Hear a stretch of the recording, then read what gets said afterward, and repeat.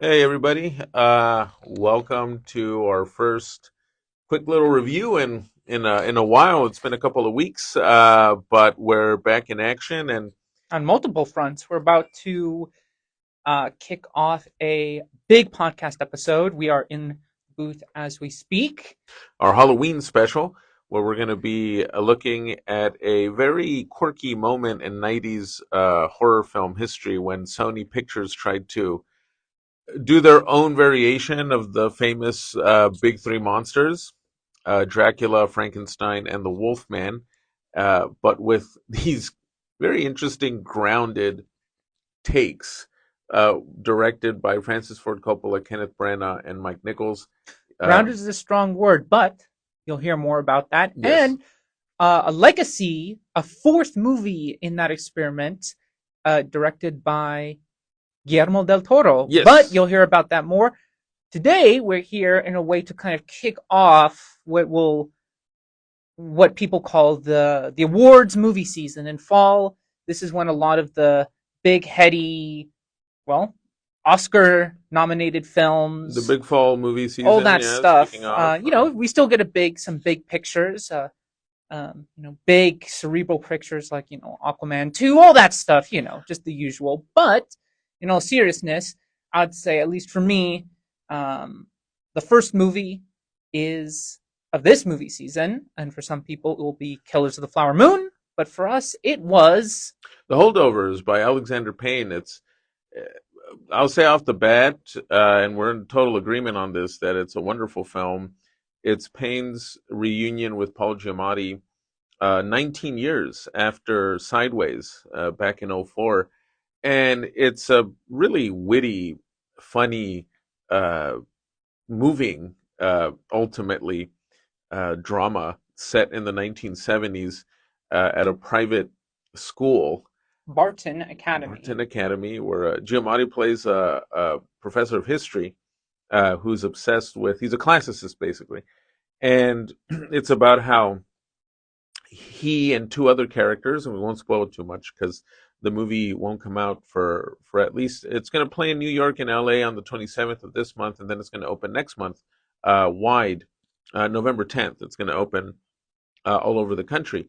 Uh, but off the bat, it's a wonderful set of profiles of all these characters with a lot of wit, a lot of humor, and like a Payne's best movies, it's true to life, which is what makes it so enjoyable and such an immersive experience, and shot with a really cool '70s vintage style that comes across beyond. It was so much better than what usually uh, is done as vintage these days in movies. Well, because it's sincere. It's Yeah, throwback in the sense of harnessing techniques and a look from a very interesting period in filmmaking, especially American filmmaking. And a lot of films like to use the aesthetic like that, with the 80s craze right now of all the neon and all this stuff. And the it's like, VHS filter and yeah, all that. which Yeah, is more the 80s as viewed through Steven Spielberg. But the vintage look enhances a master of someone's craft. yes, and puts you there, but it's not distracting. Um, Even though it has that look of a 35 millimeter vintage print, what really pulls you in is the story of this professor who, or this teacher who seems to be cantankerous at the beginning of the movie Played by by Giamatti. Giamatti, which what a performance from him this year. Amazing performance, and he grows, and we learn more about him and about all the other characters surrounding him in ways that, again, it's so true to how you can't judge a book by its cover. You don't know the forces that have shaped someone.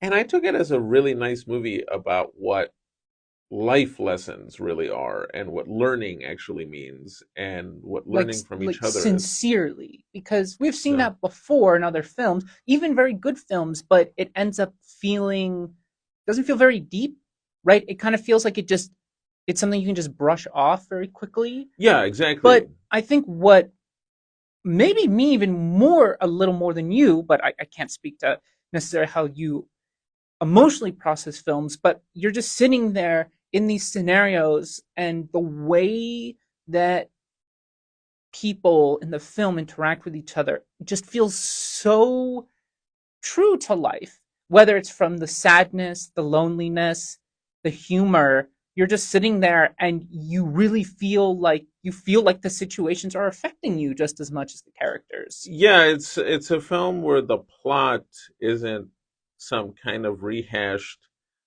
set of bullet points. Or a John Hughes movie, which I Yeah, thought it would be, but yeah, it's very much not. yeah. No, Payne again at his best. Payne's films really are about characters, and I mean even that weird Matt Damon movie he did, Downsizing, a couple of years ago. Uh, it was not the best sci-fi film, but at least it was more about the characters than about the whole downsizing or the whole shrinking plot element. This one, again, I would even say it's his best film since Sideways. Descendants was good, and so was uh I forgot if Nebraska was before Sideways or after Sideways. But either way, I think this is his most involving movie since Sideways, and it's one of those movies about how uh, sometimes in life we think things are being set up like a movie, but in actuality things don't always turn out that way. Just because you meet a certain someone in a certain place doesn't necessarily mean that you will end up together. The lessons learned at the end of the movie are inspiring, but they're not cliche. They're There's no, inspiring yeah, to drive you forward into a future of your own making. yes, And yes, I think you said something really important. Well, one thing I'll add before jumping on your point is that, and we kind of agreed in the car driving here to CMD, he gets it.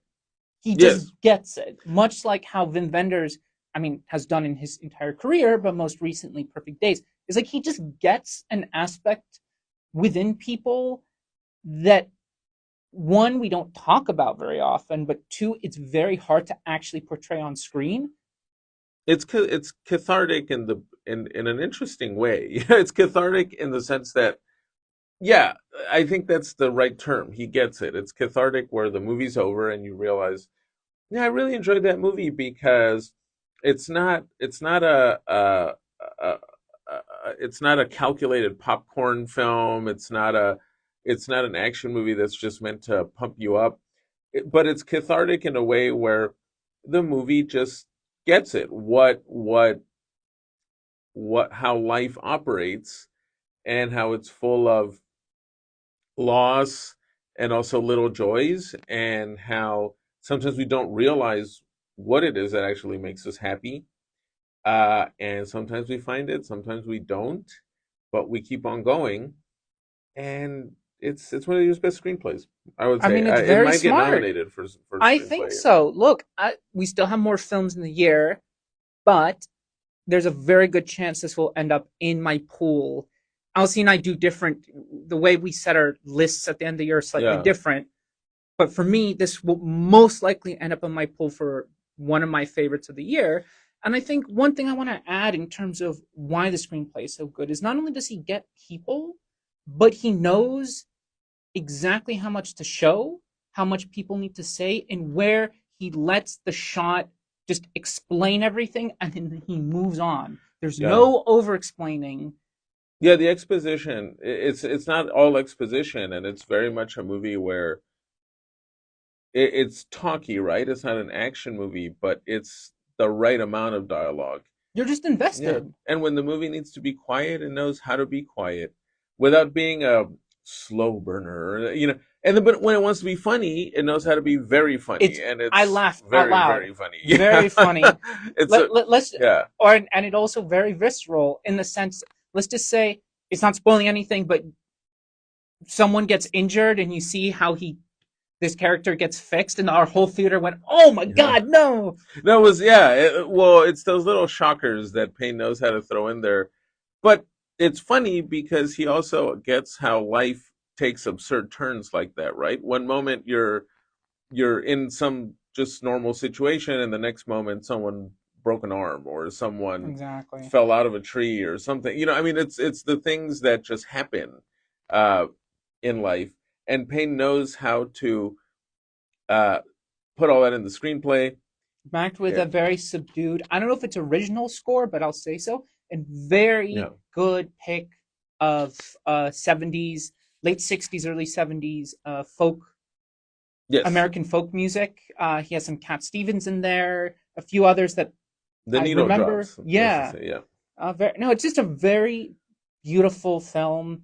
It's the kind of movie that you walk out of and you feel energized, not because you just saw pulse pounding Yeah, Mission Impossible, but it's like cinema is alive. and This agree. is this is artistry. This is the craft. People still care. It's not all hope isn't lost. And it's a great holiday movie. It's set in Christmas, so You know what? It is a Christmas so movie. it's an Yes, excellent yes. Christmas film. And Uh, actually, it is about in a way that it embodies the Christmas spirit. no, absolutely. Well, see, it's the best kind of holiday film in that it's a genuine film about uh, discovering the meaning of the things discussed in the holiday season.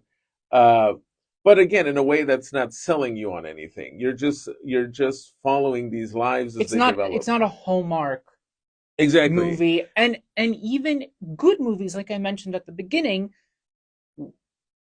kind of follow some conventions of plot, the way certain characters interact, or when certain Yeah. revelations are brought to our attention. You just think, oh, I know exactly what the next major point in the movie is going to be, and they don't do that. I'll still watch it on a double bill with John Woo's Silent Night, though. Oh yeah, It'll be a nice double bill. But yeah, so the Holdovers, we'll probably say more about it once it's released wide. Very excellent return to form for Alexander Payne. Really, really happy to see him coming back to his genuine strengths as a writer director. And coming up, be on the lookout for our Halloween special that we previewed a little bit at the start of this review. For those of you who are big film buffs, or for those of you old enough to remember some of the 90s, you may remember these films as Bram Stoker's Dracula, Mary Shelley's Frankenstein, and Wolf, respectively directed by Coppola, Branagh, and Nichols. And so we're going to dive into and those. one more, which is the younger brother, but like one of Well, those kids that's born 20 years 20 after years the later. fact, Yeah, so yeah, and well, it's like I see you're related, but like you're still a yes. different generation. But Yes. you'll hear us talk about that very Yes. soon, as well as we know that Michael Mann's Ferrari is coming up soon. New trailer just came out, New but I trailer. I'm but I not haven't watching seen it. it. I'm I'm not not watching it. watching No, it. skipping it until But I see the we're still movie. working on our Heat episode Our Heat episode's coming up too. and much That'll more. that'll be our big. So we got two big ones Two big ones. coming And up. if you need more Halloween content, we have our volume one of the Halloween special where we talk about international ghost stories Oh, from last year. from Yes, yes. last year, which La Llorona, His House, and Under the Shadows, which use folklore from Iran, Guatemala, and South Sudan in order to explore the traumas of horrific violence, autocratic governments, genocide. Excellent films. Go check them out. Check out our episode and follow us on the usuals. Follow us on the usuals: Instagram, Facebook, and of course you can listen to all our stuff on Apple Podcasts and Spotify. Leave us your comments. Like the podcast, and especially if you like what's coming up. So hopefully we'll introduce you to some movies that'll change up your Halloween a little bit and inspire you to just keep tuning in, everybody. But you're going to see us more often as fall rolls along. Exactly. Till next time, everybody. Bye bye.